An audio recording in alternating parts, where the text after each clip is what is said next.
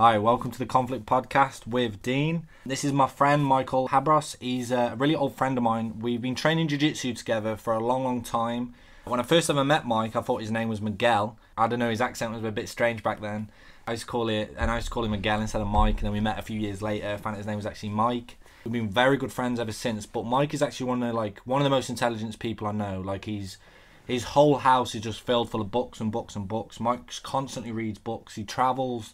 He's travelled all over, experienced a lot of different cultures and different things. But he's got a lot of great stories, and I thought to get him on the podcast just to share some of these great stories. He recently went to Peru to do ayahuasca, and he told me a little bit about the story, and I was like, whoa, you need to chill out. We'll save it for the podcast. So I've heard a little bit of this story, but not all of it. And I just wanted to share it, and I think you guys will enjoy it. Anyway, Mike, welcome to the podcast. Thank you very much, Dean. It's very nice to be here. Yeah. So what made you want to do ayahuasca? Well, first of all, I never took any psychedelics before I took ayahuasca, so I had no experience with mushrooms or anything else really. Yeah. But I first heard about it just watching Joe Rogan podcast. Yeah. And everyone listens to Joe Rogan and they just want to do ayahuasca because they're Joe Rogan. Yeah, exactly. And then later on,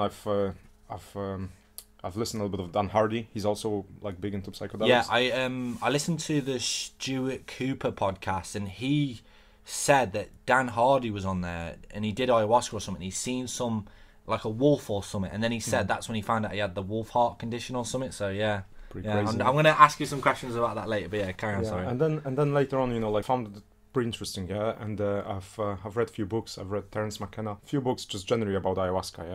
Yeah, what is it and what it does really. Yeah. Then I was planning to go somewhere in October last year, and I thought let's just maybe go to Peru, because apparently Peru is the best place. If you want to take ayahuasca, it's the best place to do it. Yeah. Where in Peru did you go? So we've been traveling around Peru, but we took ayahuasca nearby Cusco. Cusco is like an old. Hold on, who's we? Did you go with someone? Yeah, with my girlfriend. Yeah. Oh, okay, we traveled together. Has she ever done anything either herself? No. So you're both virgins at this, so to say. Okay. Yes. Yeah. So I was searching online for retreat centers. Yeah, they got different retreat centers, and there was one nearby Cusco, the Healing Tree, I think it was called. Yeah. So I basically made a booking with them, and basically the first day. Yeah. What it is, you go and speak with them. They got a doctor on site. He does a basic check on you. Basic. What was it like getting to the venue? So obviously you land in Peru. Rewind a little bit. So you go to Peru. Yeah. What was it like going from say the airport to the venue? Was it was you getting on some shantytown bus? Was you? I stayed in Lima for a few days. Yeah. And then from Lima I traveled to Peru. To Cusco. Cusco is on a high altitude, yeah. So the issue over there is it's probably over 3,000 meters above the sea level. So people struggle with breathing in general, yeah. And I've stayed in Cusco for a few days, and then from then on I was already acclimatized myself a little bit. Yeah. And then I got this pre-booked. What's the temperature in Peru? It's pretty hot over there, yeah. In October, I don't know, Celsius probably around 30 degrees over there, yeah. Oh, so pretty hot, yeah. For British people, well. A little hold on, I'll just give you a little background thing. Where are you originally from, Mike? I'm from Poland originally, but what town in Poland? It's a small town called Bolesławiec. And your partner, where's she from? She's also from Poland, from the bigger city which is 60 miles from Bolesławiec. It's called Wrocław. It's a very big city. Yeah. Okay. Yeah. Carry on. Sorry. Yeah, but I've been living in the UK for 10 years. Yeah. Yeah. And he does have his British citizenship, people. So Brexit can't touch him. Yeah. So you ain't going nowhere, do you know what I mean? Ain't going nowhere. Yeah, sorry, go on, carry on. Yeah, so yeah, and then basically I've got this whole thing pre-booked, so somebody came in a car and picked me up from there, and we went to this retreat center. Well, before even that actually, they had a little office in Cusco, so first we went to that office and there was a doctor over there who's doing a basic checkup on you. It's mainly your blood, they check your blood pressure, but it's not even because of ayahuasca, but that whole altitude, how you gonna cope with they call the ayahuasca La Medicina. So how are you going to cope with it, with your blood pressure and how did the doctors feel? Did they feel legit, or was it some shanty town feel legit, but obviously they just basics of basics. They check you so basically the same as the NHS then. Probably a bit better. Yeah, probably better. Yeah, and they do like they put you on a diet, sort of like you should be on a diet like a few days before, and then. Did you do the diet? Like, yeah, I did the diet. How long did you do the diet for? For a few days, really. Yeah, 3-4 days. Yeah, you basically don't eat almost anything, and then they give you also like there's like a. I can't remember the name of it, like a specific water which smells like fucking rotten eggs, yeah. But like you drink all that, yeah. You drink a lot of that water, yeah. Like I don't know, a few gallons of the whole water, maybe, yeah. Even, yeah. It's plenty, and basically that cleans your body a bit, yeah. Yeah, and so you do that before, then you go to the center, yeah. They pick you up next day. It's like a little bit secluded place in like a little village, yeah, nearby Cusco, yeah. There's few people over there, you know. They also do like they not only do ayahuasca over there, they do like San Pedro. It's like a cactus thing, yeah. It's also like psychedelic. Does it taste nice or? I haven't tried it yet. Okay. But, is that only going to be the next one? Maybe, yeah. Yeah. But with the ayahuasca, yeah, they tell you all about it. They got a shaman in place who doesn't speak any English, but there's like a translator as well. They tell you like before you're gonna take it, yeah. Basically, you go to a different dimension, yeah, the whole ayahuasca thing, yeah. But they tell you before you're gonna take it, you should focus on like 3 like sort of like a pillars, yeah, like so you can come back from your journey, yeah. One of them. And redirect your journey in the right direction, yeah? One of them should be love. So is this in case you're having, like, negative thoughts or something? Yeah, because people go through, like, nightmarish experiences sometimes as well, yeah? So you should be, like, directing your thoughts on love. You should be courageous, sort of, yeah? So be willing to, like, accept what's coming and, like, sort of, I don't know, like, it's almost like opening the doors, yeah? In those visions, yeah? Like, courageous, sort of, yeah? And the third thing would be not trying to stop the medicine, just mainly like accept it, yeah, like acceptance sort of, and there's probably more things, yeah, like being humble as well, yeah, which this is something I struggle with, and that's why, like, you know, but I've been taught a lesson, yeah. Yeah, I've known Mike a long time, and when I first met him, I thought he was a massive dick. I did use it, and I've told him this. I thought he was a huge dick because I was trying to. He used to blast me with a Kesikatami, and I was like, "How do I get out of that?" And he'd be like, "I don't know, bro. I don't know." And he'd never help me. And then we met years later, and then, you know, it's all whatever, it's water under the bridge, but, you know, when I actually got to know him, then, you know, we become really good friends, you know. The roles got reversed, yeah. Because Samatama doesn't work anymore, I'm getting blasted all the time. Yeah, now he gets blasted, yeah, now come up with a counter, you know what I mean? I beat all his tricks now. Yeah. You know, like the diet, like what does the diet consist of though? The diet is basically do not eat much meat, you know, like drink a lot of water sort of, and don't eat much at all really, yeah. It's more like, they give you food in this retreat center, but it's more like a guacamole pasta sort of, yeah, so the avocados. Was it nice at all? It's nice, but they don't give you much food, yeah, so you're constantly it's more like vegan food. You're constantly, well, you should be constantly like, almost like well, I wouldn't call it starving, but like, you're generally hungry all the time, but like, I haven't felt really hungry, although I haven't been eating almost anything. Yeah. So you talk with people, they tell you sort of what to expect. The ceremony is supposed to be like, I don't know, starts like 6 p.m. and the whole ayahuasca ceremony lasts around 6 hours. Yeah. Yeah. So let's just say from 6 p.m. you go up to midnight. Yeah. So yeah. So I'll tell you now about the ceremony. Yeah. Or. So I want to go back to, you know, you were saying like humble thoughts, and like what was your main goal going there? Like, was it just for the experience, or did you have like a goal in mind, or like some sort of like emotional thing you wanted to achieve or like a conquer, or so to say? I had a goal really. Yeah, I want to work on a bit of like being more humble, and like they say a lot of psychedelics, they help you to deconstruct your ego, yeah. Which ego in a generally is good, yeah, because if you have no ego, you're just gonna be a bum basically. Yeah, you're never gonna want to achieve anything, yeah, and you're just gonna don't give a fuck about anything and just live on the street, yeah. So you need a bit of ego, yeah, like, you know, this is how it is, yeah, but like at the same time, too much ego, it's not good for you. Yeah, but the thing is, they say there's no ego in jiu-jitsu, but there's plenty of ego in jiu-jitsu. Like, yeah, the more you train, the more ego. Yeah, the more you train, the more ego, yeah. The black belts have got the most ego. Yeah. They've just learned how to... You're at the top, you have to smash those purple belts. Yeah. Well, it's like my friend, Ryan, he smashes me all the time. And then he showed me this move, like this side control pressure to just crush people.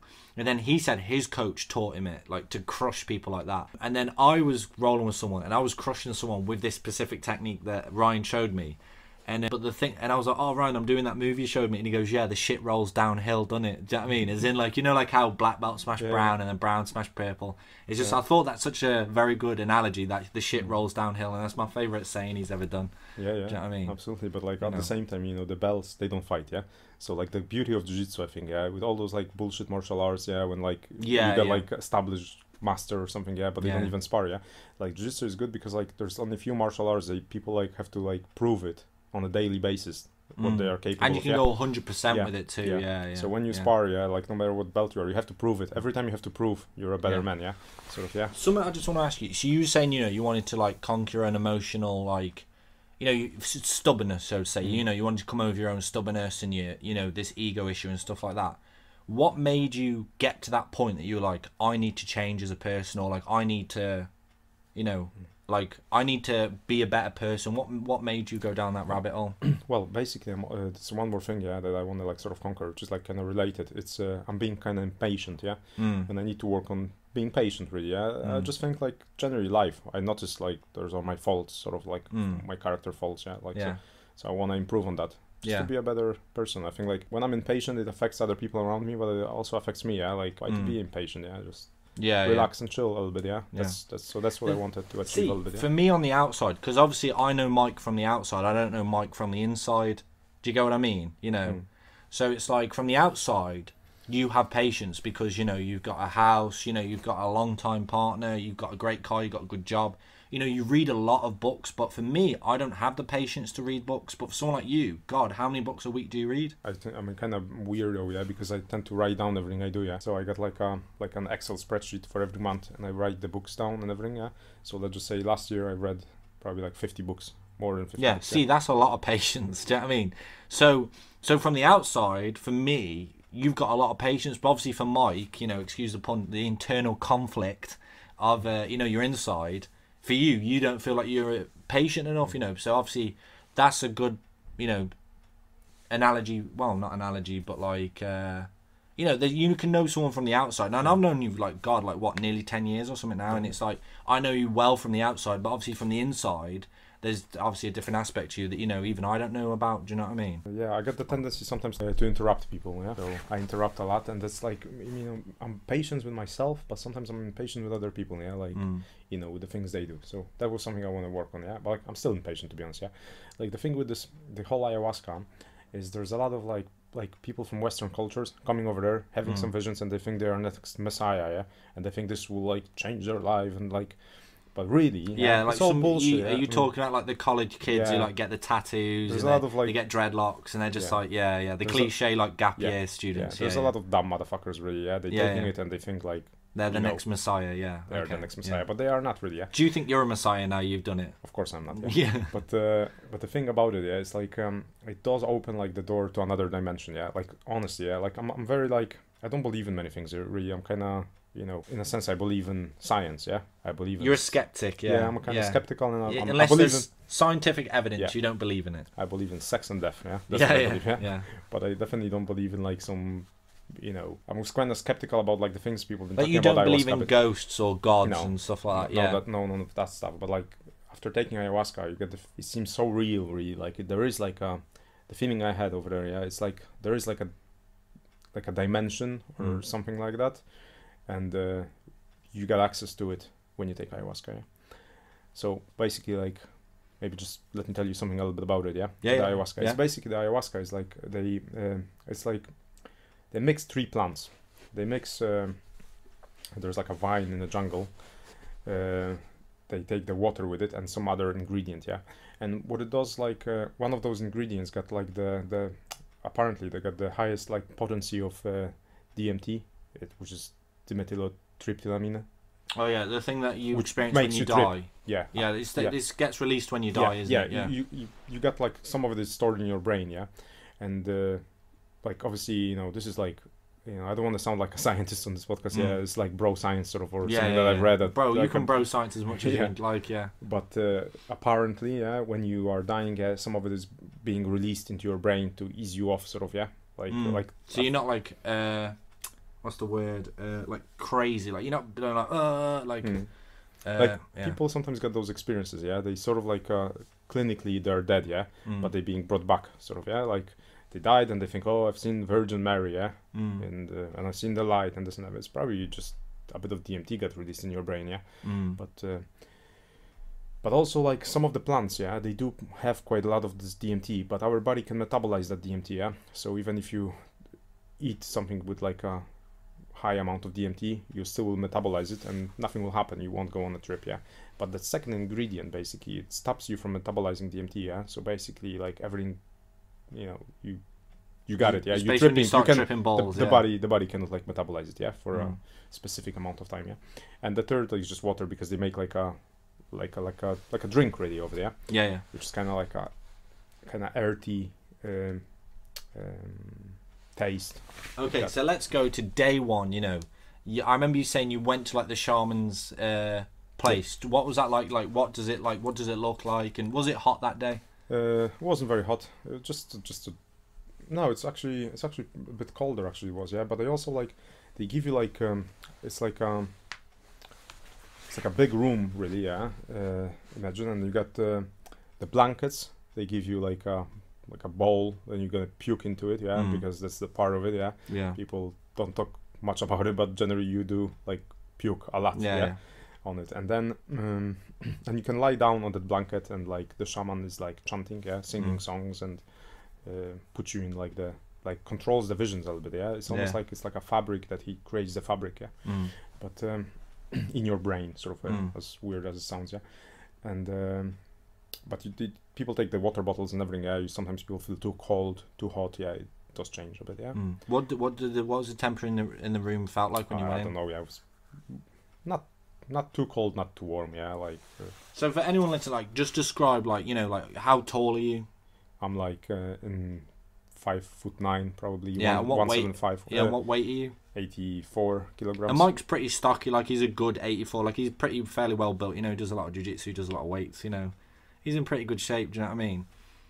And I remember you saying, what did the you mentioned this before. You said the shaman said something about Europeans or something can handle more. Because what it is, yeah, there was few people. They do at least in that place, yeah, they do ceremonies with maximum 5 people. I did 2 ceremonies of ayahuasca. Yeah. Who was you? What other people or nationalities were with there you? There was my girlfriend with me, and there was she's also Polish. Yeah. There was one guy from New York. There was 2 girls as well from the States.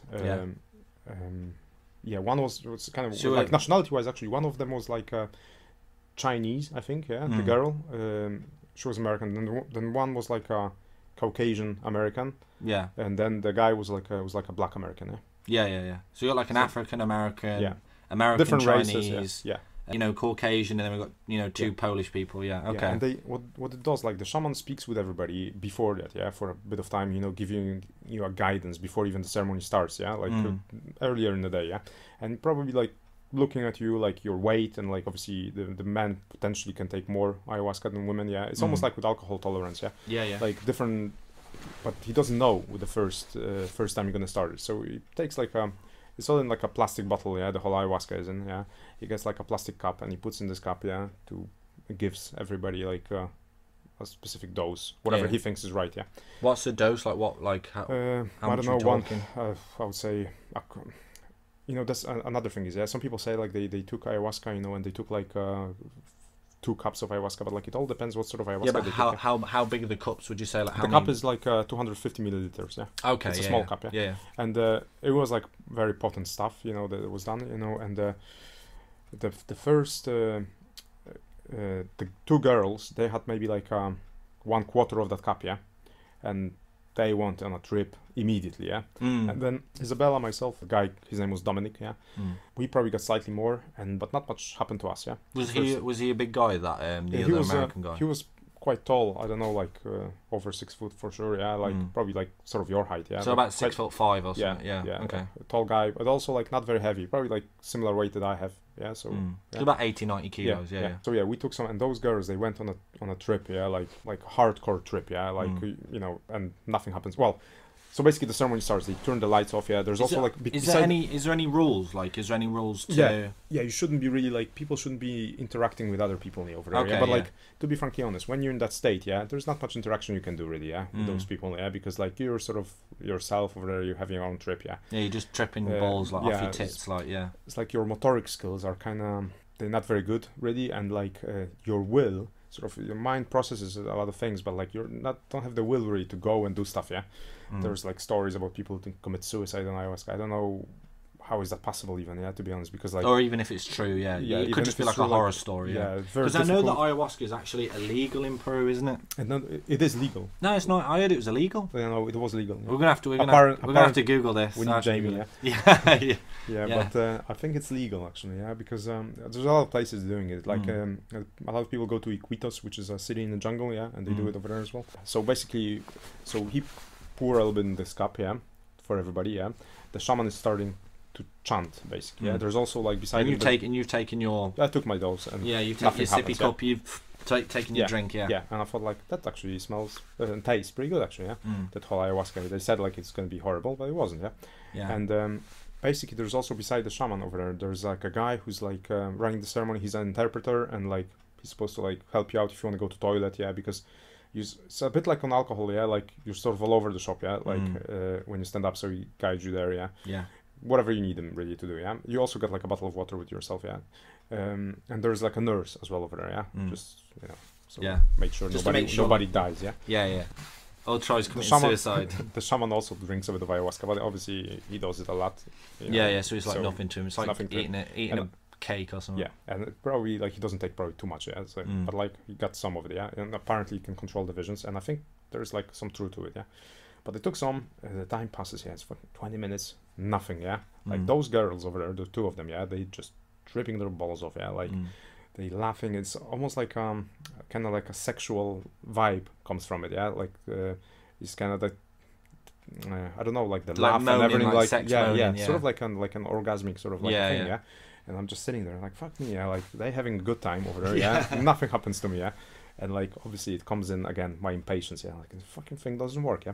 The guy comes over and checks on people, yeah. Like they try to interrupt them, but like they check, are they all okay, yeah. He checks with me and says like, well, am I okay? And I said like, yeah, but like nothing happens, yeah.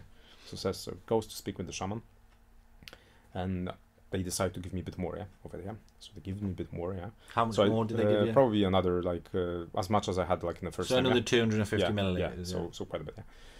So I got a bit more. I drink it. Still nothing happens, yeah. I'm getting like kind of impatient and angry. I'm thinking like this is all bullshit, yeah. That ayahuasca thing, yeah. Yeah. Because like these people are well wherever, yeah. They are tripping over it, but like nothing happens to me. And then after a while, let's just say 20 minutes maybe, he comes in again and says like, oh, how am I doing, yeah. And I said like, man, yeah.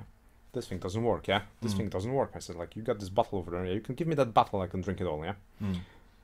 Yeah, that's. What about your partner? Is she? She's also very quiet, yeah. Like, so she wasn't tripping much in the first time around. The second time around, she did a bit more. But like, so you did it twice? Yeah, just like me. Okay. Yeah, but like, well, let's just cover the first time. Yeah, okay. Yeah. But she doesn't like. It's difficult to say with her. Yeah, she's just like lying down over there, like and chilling, really. Yeah. But and also like I don't feel nauseous as well, yeah. They say you should feel nauseous, yeah. So I don't feel nauseous. This ayahuasca tastes actually pretty good, but like it doesn't do nothing for me, yeah. So me being like an asshole, really saying like I can drink the whole bottle, yeah. So he goes to the shaman and like can hear them talking, and they obviously I don't speak Spanish or whichever language they've been speaking, but he says you come so I can tell what they are speaking about. I'm like nothing, really nothing. Yeah. So okay, so they give me a big dose, yeah, like probably half a cup extra now, yeah. So you're like 3 cups now, yeah. And the guy says like, am I definitely okay? Am I definitely not feeling anything? And I says like, yeah, definitely nothing, yeah. All right. And he says like, am I sure I want to do it? Yeah. I said, yeah, come on. So he gives me this cup, yeah. I drink it all, and honestly, it's like a minute later, yeah, I become a fetus, yeah. Like I'm like in the belly of Mother Ayahuasca, yeah? Yeah. Like, all sorts of colors are surrounding me, like, I'm sort of like this embryonic state, yeah? And I can hear this laugh that the girl, like, originally I thought, like, it's like kind of like, it's kind of sexual, like, oh, yeah, the girl who was moaning earlier, yeah. And, like, but it's not, it's actually, like, I can sense it now, like suddenly you get this understanding of things around you, yeah? Like, she's actually a child as well somewhere, like, or like a fetus, yeah, sort of, yeah. And this is like this pure laugh, you cannot fake it almost, yeah. Like it's so natural, yeah. It's just unbelievable, yeah. Like stripped of all the like things that we have in life, really, yeah. It's just only like a baby probably can laugh like a little baby, yeah. So I'm laughing over there as well, like I'm being all happy, yeah. And I'm that laugh is just more innocent. Yeah, it's just like a baby laughing, yeah. Or like a toddler laugh, yeah. The pure enjoyment, yeah, with nothing else in it, yeah. And I start feeling like overwhelming love. I never felt anything like that. It's just like a love to everything, to the whole universe, yeah. And this love is like overwhelming, yeah. That's the only thing I feel, yeah. It's love, and then I can. It's sort of like a weird because like you got your eyes closed, generally, yeah, but you're not sleeping. You're sort of in this state, almost like when you're falling asleep, but you're not asleep, yeah, like in between, sort of like in between the sleep and the being awake, yeah. in it, and I can like obviously the shaman is like singing, yeah, and those chants he's doing, yeah, like they build the world around me, yeah. It's almost like he's like creating like stuff, yeah. I don't know, like people, there's some artists, they do like ayahuasca painting, yeah, paintings, and this is exactly what I've seen, yeah, like in some of those paintings, yeah, like I remember you showing me some of the paintings in your house, and they do look amazing. Like a structural. I'll if you go on YouTube, if this podcast is on YouTube, I'll try and attach some of the pictures to it so I can share them, or I'll put them on the Conflict Instagram or something, so you guys can check them out. Yeah, it's like a weird structure of light, basically, it creates, yeah, like, so that's how I felt there, and then suddenly I feel like really bad, I need to go to toilet, yeah, I go to this toilet, and like... To vomit or to shit? Yeah, to shit, really, but like... How bad is it? It turns into like a fucking... like hot liquid lava? Well, not only that, but like it turns into like a proper... I turned the toilet into proper shithole already, which means shitting and puking everywhere, into the toilet. And you just thought these shaman do not get paid enough. Yeah, it's like it's all like made in tiles, that whole toilet, and you can like basically they're probably used to it. Yeah, they got the shower over there. You can like wash it, like jet wash it as well, very quickly. Yeah, probably. Yeah. But like I feel like so fucked up over there. Yeah, with all this like vomiting and everything. Yeah. And I was like, what the fuck, I need to pull myself together, yeah. But that was like the end of the trip almost, yeah. So I felt horrible, and also like the after effects, because of the dosage I had, yeah. I felt like I don't have much experience with drugs really. I never took any stuff like heroin or something, but I felt like almost like I took something now, like this ayahuasca, like that withdrawal effects were so like severe, yeah. Me like so this is after the whole thing, after 6 hours, yeah, like me like couldn't like stop certain reactions with my teeth and everything, yeah, like I'm all fucked up over there. But you felt like you wanted more, like you felt like almost like an addict, so to say. No, the ayahuasca is not addictive apparently, yeah, like you cannot get addicted to it. You can get like physically your body can get addicted, yeah. Let's just say obviously you can like it and you want to do it more, so in that sense it can be addictive to you, yeah. But like let's just say alcohol, yeah, or like tobacco, yeah, you smoke it, your body gets addicted to it, yeah. You feel like the physically you need it, your body needs it, or like Monster Energy drinks. Ayahuasca, your body apparently doesn't need it, yeah, like you don't have like you have like a bit of withdrawal after the first thing, but like you're not like later on, like let's just put it that way, yeah. The next day I felt fine, yeah. I felt fine. So let's just go back to, when you said you felt like you were like in like some sort of like womb of like ayahuasca, like, just talk more about that experience, because like, did you feel like you had that personal growth you were looking for? Like, did you find that? No, I mean, the first time around, it wasn't much like, I wasn't like thinking about many things. I was just this overwhelmed with the love, yeah. And I felt the love everywhere, and like, I wasn't much thinking about anything. I just felt like just love. Love was overwhelming me, yeah. Like, could you like hear anything? You could hear the shaman. Ayahuasca is very like, the way it works, it's you're very like susceptible to sound, yeah. So that's the whole chant and everything comes into play, yeah. So as the shaman like does things, like it sort of like guides you in a ways, yeah. Like, but I was constantly this fetus sort of, yeah, like, and like feeling love, yeah. So I wasn't like traveling anywhere with those visions, but like it was love and love and love, yeah. Yeah. Okay. So it's the second day. Like I think. Like, how did it feel with everyone in the group? Like when everyone came back together as a group? Because obviously you met as strangers. Did you feel closer to them, or how was that after meeting all the group again after that? Yeah, like you get close to people. You do a lot of hugging and everything. Yeah, with people. Yeah, it's like a friendly atmosphere. Yeah. One girl like she didn't took it too well. I think. One of them wasn't taking it next time around. Yeah, because I think she had already 2 ceremonies and they do like a break. The guy Dominic had some visions, yeah, like I kind of could really get along with him, yeah, he's a nice guy. And Isabella didn't have much visions, yeah, the first time around, yeah. So the second time around, they know more or less what happened, yeah. The shaman knows like how, the dosage and everything, but it still stays in your body a little bit, yeah. The second time, was the shaman like, here's a fucking pint of ayahuasca? Did he give you like a big fuck off? No, basically they told me like I took more the first time around than everybody else combined. So the 4 people took less than I took, yeah. In one fucking hell, Jesus Christ. So, yeah, but like I thought like, man, like I felt better in the morning, but I thought, fuck me, yeah. Like, so the next day, when you went to the toilet, did you have a solid shit, or was it just liquid lava again? I didn't have a shit, I think, yeah, because everything was gone then, yeah. Yeah. But like the thing is, yeah, like I felt like as good as it was, yeah, I felt like I don't want that dosage anymore, yeah, like fuck that, yeah, man. It's like if not, next night I don't feel much, yeah, I'm happy with that, yeah. I just lie down and chill out, yeah, because like it was a hard trip, yeah, at the end of it, yeah, for the body physically. So I'm definitely not taking any like you know, extras sort of, yeah, whatever they give me I take, and that's it, yeah. If I won't feel anything, I won't feel anything. But like some of it stays in your body as well, so the next time if you do it like second night in a row, you don't need as much, yeah. You just need a bit less, yeah.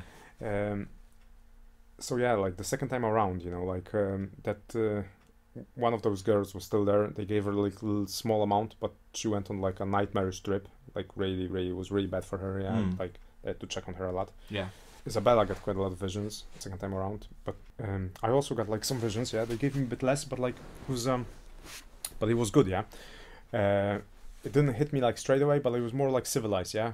This time I puked into this sort of like bowl they left for me, yeah, over there, yeah, to puke, and like I was still in control sort of, but like I went on trip, yeah. Like at the beginning I couldn't, yeah, and the shaman, when he was singing, it was a little bit even annoying, and I had to keep redirecting my thoughts. If you get annoyed by it, yeah, you go on fucking annoying vision, yeah, you'll go, yeah. So you wanna be on the positive side of things, yeah. So you know you wanna embrace the whole thing, yeah. But I just at the beginning I couldn't like actually vomit, yeah. I felt nauseous, but not nauseous enough to vomit. So I went and tried, you know, like you go on your knees and try to like, I couldn't do it, yeah. And then Dominic was like nearby me. There was a moment during that whole trip, yeah, like he put like, I was having like little visions, yeah, and like trying to vomit, but like wasn't working out everything for me really. But then suddenly somebody put like a hand on me, yeah, on my shoulder, yeah. I was like looking, what the hell is going on, yeah. Like you sort of like, you're not in this world already, although you move and do things, but yeah, you're somewhere else. And so I didn't know, was it shaman or my girlfriend or who was it, yeah. So I looked behind him and it's Dominic, yeah. But like when I opened their eyes, and he looked like not like a normal person sort of, yeah. He looked like he was all built of like from stone, yeah. And like he looked like, it's like the vision of him was like, he's like always very strong for everybody else around him. He was a very nice guy, but obviously he had like some personal demons probably to deal with, yeah. But like felt like fragile inside sort of like when it comes to himself, but he was always showing strength to everybody else, yeah. And that's like the vision I had of him, yeah. So you felt like you could see like his aura, so to say. Yeah, sort of, yeah. Like he looked like really big, you know, like his arm was made of stones, yeah. Like a stone man, really, yeah. And like he put this arm on me, on my shoulder, and said like, just let it go, man, yeah. It's all gonna be good, yeah. Just let it go, yeah. And I felt so good really about it, yeah. And eventually I vomit, and I was started having visions, and I was coming back a little bit to that moment, yeah. Of although like we spoke earlier, yeah, you shouldn't be interacting with other people, yeah. But that was really good, yeah. That was really good, yeah. And I was starting this time around, I went to deconstruct my ego more, yeah. And I started seeing like different situations in my life, yeah. Let's just say the situations that I'm not like I hurt somebody, and it was always my fault, yeah. Like when I think now, like, or before, you know, I felt like, well, it's not my fault, yeah, it's somebody else's fault. But like I couldn't help like to see like just pain of those people. It's not like objective, like who's right and who's wrong, yeah. Yeah. But like the fact that they felt bad about it, yeah, and I heard them, yeah. You know, so it's in that sense, it's always my fault, yeah. And I was like traveling through like my past sort of, yeah, and seeing like certain things, yeah. Like I see like I argue with somebody, and then but I see it not through my eyes, but I like it's almost like I see it through perspective, like I'm watching myself and somebody else, yeah. Yeah, and so you're watching yourself like almost punish someone else. Yeah, and then I feel the pain of other person. I was always in the wrong, yeah. And like I start thinking about things that maybe like the things that I didn't like receive in my life, and what makes me person I am, yeah. But not in a sort of negative way if I'm accusing of somebody not giving me something, but more in a sense of maybe they didn't receive something before, yeah. Like you know, it's always like children blaming parents a little bit, yeah. For certain shortcomings, yeah. Like sins of the father, so to say, yeah. But like it's not like I'm blaming my father in those visions even, yeah. But the things like maybe he didn't receive from his father, and so on and so on. Yeah. So it just continues on, yeah. And it's always was my fault. And so yeah, it was quite beneficial, yeah. Very beneficial visions, I would say, yeah. Like a deconstruction of ego, yeah. Yeah. Then you know it's you just can see yourself without your ego, yeah. The ego is being stripped, and you see the world without it, yeah. It's very good, yeah. And also, like I said earlier, very like when I eventually like vomit and everything was very civilized. The after effects of it, yeah, there was very like mild, I would say, yeah. I still had like you sort of like the visions are easing off, but you go back to your room over there and you just lie down and you still have... Is it dark? Is the room all dark? Yeah, it's all dark, yeah. Like, what was it? Is he like, did you see like your partner? Yeah, she had some visions as well, yeah. Like completely different stuff than I have, but then you're just lying down and you still have like, you're sort of like lying down, you're kind of excited, so it's difficult to fall asleep, but at the same you're a bit tired, yeah. And you still have some visions, like you sort of like, it eases off slowly, yeah. Like, so you're back to so what did you start, so you know, you were saying like, you know, you seen like someone else's perspective, you know, you're arguing with different people. Is that like the growth that you were looking for? Like, did you feel like you grew from that? I feel I did a bit, but like it's an amazing experience, really, yeah. But it doesn't change. Like, people sometimes expect something will change their life completely and they will become a different person, yeah. Yeah, it's like not a 180, easy. yeah. It's not as easy as that. Yeah, for everything you have to work a lot, yeah. Like everything in life, yeah. Let's just say you cannot get like, let's just say, just coming back to jiu-jitsu, for example, yeah. If you're gonna go and train now with, I don't know, Gary Tonon, yeah, and you do like a week with him, he won't make you like the black belt. No matter what, yeah. You'd be a little bit better. You'll be better, yeah. But like for everything, you have to put the effort in, yeah. You know, 80% of success is just showing up, yeah. Every time, yeah, just showing up to classes, doing stuff, yeah. So it's the same with ayahuasca. You have to like probably work on that ego. Like one trip, it was great, as it is, yeah. Keep doing ayahuasca is what you're saying. You're saying 80% of it is keep doing ayahuasca every week. Yeah, I'm not saying like, I mean, there's a risk as well, I think, with things like that, you know. Like, I think it's, I don't want to, like, people can do whatever they want, yeah. I'm not there, like, to say, like, oh, I would advise somebody to do it or not to do it, yeah. But everybody's different, yeah. But I think, like, from my perspective, I'm happy that I did it. And maybe at some point I would do it again, but, like, I don't think it's a good idea to do it too often, yeah. Yeah. It reminds me of a book, you know. I had a book of, I've read it, like, a long time ago, you know, Ursula Le Guin, yeah. She was writing in fantasy and science fiction stories, yeah. And there was, like, a tetralogy of Sea Earth, I think, yeah. And there's one of those books was telling the story about there was like a wizard that got the access to the world of dead, yeah, which is basically like this whole thing is kind of interesting, yeah, with ayahuasca, because like it's being stored in the brain, yeah, the DMT is being released when you're dying, yeah, and they call the thing, yeah, the locals over there, like in Peru, they call it the wine of the death, yeah, so it's like they know the connection of although how can you really, yeah, just when you're dying you're experiencing, yeah, but like they figure out that connection. And in that book of Ursula Le Guin, yeah, there is a wizard who got the access to the land of the dead, yeah, and the other wizard has to like oppose him, because like everybody are taking this plant and they travel to this land, yeah. It's almost like with ayahuasca, yeah, but it's not good, yeah, like really in the longer run for you, yeah, like you're supposed to be experiencing this world, yeah, but like traveling over there and like you only sitting in those different realities. You should only really be experience this when it's your time to die, so to say. Yeah. Maybe too much of it. It's not too good. Yeah, I would say. Yeah. So like, but like working on your ego, and you know, that's good. Yeah. Like if you wanna do something about it. Yeah. So what else? Like, you know, so what was the shaman? Like, you know, so you're in that little bubble. You know, your feet are up again, and you know you can hear the chanting. Like, what does it feel like? You know, does it feel like? Because I remember you saying before you felt like the shaman's chant was almost like he was weaving a blanket for you or something. I remember you telling me it's almost like before. You get like a fabric, and like it's almost like, you know, like if you're like a bit older, you might remember like in the old Windows, like those shitty screensavers, like some stuff flying about, like different colors, It's almost like that, but like way better, basically. So he's basically putting you into a Microsoft Windows screensaver. You go back to my vision, Windows 95. Yeah. So basically, really, you're just missing Windows. Yeah, that's what it was. Yeah. So now, but really, he was like, he's creating those like patterns. Yeah, that's how I felt. Yeah, like the pattern of light and colors. Yeah, in your brain. Yeah. So I know I'm this fetus over there the first time around. Yeah, because like I went a lot deeper. Yeah, like you can go deeper and like you can go like a bit shallower, sort of with the ayahuasca. Yeah, like depending of the dosage and everything. Yeah, they say you can travel like to different worlds with the people like they are experienced with it. Yeah, that I spoke over there with. You know, so you can go on like some crazy visions, but like, so the first time the dosage was so huge that I went like deep, like really becoming this fetus and all sorts, having those visions of colors and everything. He was creating that fabric and feeling that love. The second time around it wasn't as intense, I would say. It was still very good. I could still travel and see myself, like it was like a million thoughts an hour. Sort of. So you're here and there, and you just, I generally don't cry. I cried maybe twice in my life, like when I'm a bit older. It's sort of like as a teenager. Is that just a Polish thing? That Polish people are just hard as nails? Well, I don't know. Yeah. I don't know. I don't know so about that. I've been to Poland, and I thought everyone's pretty hard as nails. I don't know. Yeah, people are different everywhere, but like, thing with Polish people, like my best friends, like some of them are from Poland, like, but like there's so many assholes in Poland, and dumbasses, really. Yeah. But like probably everywhere, to be honest, the vast majority of population is. Yeah. But yeah.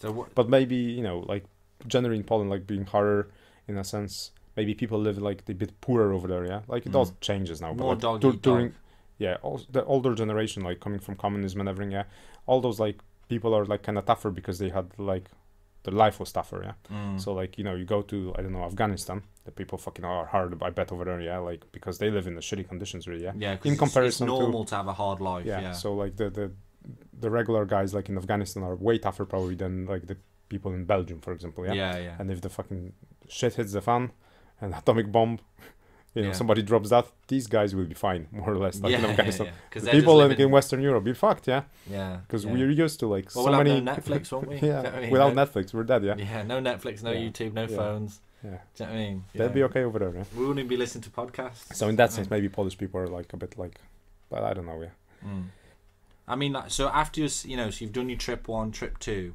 How did you feel like coming out of it? Like, so you're saying, you've seen that arguing, with certain people in your life, and you felt like you were the bad guy. Like, how did you feel going back? And when you come, you finally come back home to England. Did you feel like you needed to apologize to anyone? Did you feel like you needed to, or like, did you change your? Did you, what was the first thing you did when you come back to England? No, I felt I need to like maybe apologize to some people, but like it's more like it's more like about not making the same mistakes later on in life. But some of it is also like the ayahuasca trip is one thing, but like the life is life, Sometimes you're gonna have enemies, and like you're gonna get into conflict with other people, Yeah. And that's what it's all about. It's all conflict. About the conflict, you get into conflict with people because like this is how it is. Sometimes you have to, like like the life, you need a bit of ego and just to deal with life, and like you will upset some people, even like from that perspective of like this ayahuasca, like a sort of like utopic vision, like that there will be a perfect world that like everybody just love each other and everybody have no ego, but like the life is different, and you're gonna struggle over here, in this sort of realm of reality, if you just gonna be like that. So puts things into perspective, let's just put it that way, and it's a good thing, but like it is what it is, How did you feel like so your partner, how did you feel close with your partner after? A bit closer, although we did argue the day after about something silly, like my fault though, so I felt like fucking hell. All that thing for nothing, Is it like something you can't even remember about? It's just like nonsense couple arguing bullshit, But I think it was good, I'm very happy that I did it, How long have you and your partner been together? A long time, over 10 years, so you went over there, with a 10-year relationship, so it's already very strong anyway. So it's nice that even after 10 years, you found a way to be even closer after all that time. Thanks for being on the podcast, Mike. I appreciate that story. You can also find Mike on Facebook and Instagram under the same name, Michal Chabros. I'll get him to spell it in a moment because it's a Polish spelling. I'll probably butcher it.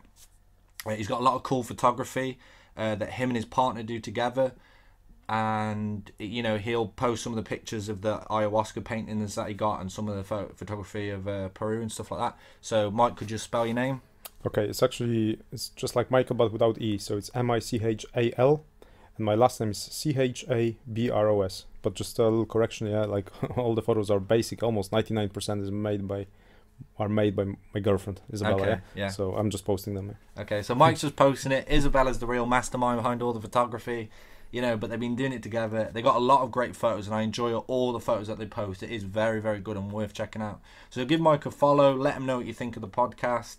If you see any of his stories, photographs that you think would be interesting, Mike telling you about that, because Mike's actually very well versed in history and stuff like that, and he travels the world visiting a lot of historical places. He's got many more cool stories. Okay, thanks guys, signing out, bye.